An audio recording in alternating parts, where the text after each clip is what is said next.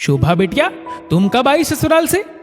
दो घर छोड़कर पड़ोस में रहने वाली कुंती काकी ने दरवाजे पर कदम रखते ही सामने रसोई में अपनी भाभी की मदद करती शोभा को देख पूछा।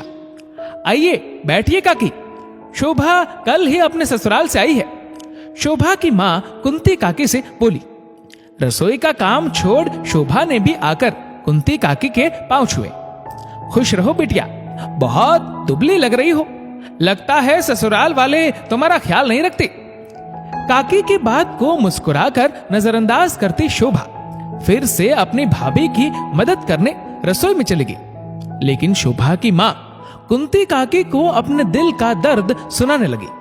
सही कह रही हो काकी, कहने को तो भरा पूरा ससुराल है, लेकिन शोभा को घर के काम में मदद करने वाला वहां कोई नहीं है। क्यों? सास जेठानी तो होगी ना, सब है, लेकिन हाथ बटाने वाला कोई नहीं। घर का सारा काम मेरी फूल सी बच्ची के माथे मड़ा रहता है। इतना बताते बताते शोभा की मां का गला भराया। सारी बात सुनने के बाद कुंती काकी को शोभा की मां से बहुत ज्यादा सहानुभूति हुई। ये तो बहुत गलत बात है। तुम शोभा की सास को कुछ कहती क्यों नहीं? कहना तो चाहती हूं काकी, लेकिन क्या? शोभा उन्हें कुछ भी कहने से मना कर देती है और मैं भी रिश्तेदारी की बात सोच ठहर जाती हूं। शोभा क्यों मना करती है?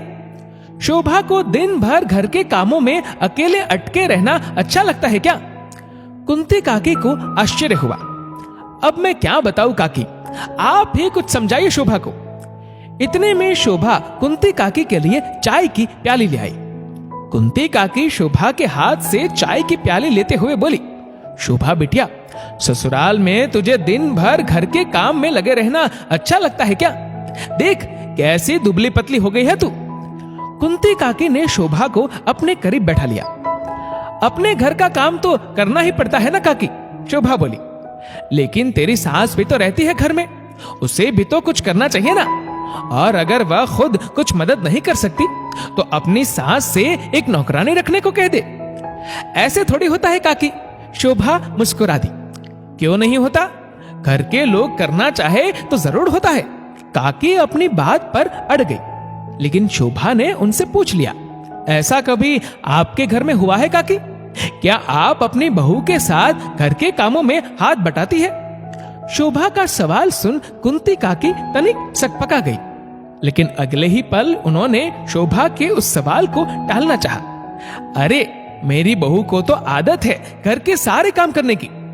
कुंती काकी की चालाकी देख शोभा अपनी मां की ओर देख मुस्कुराई।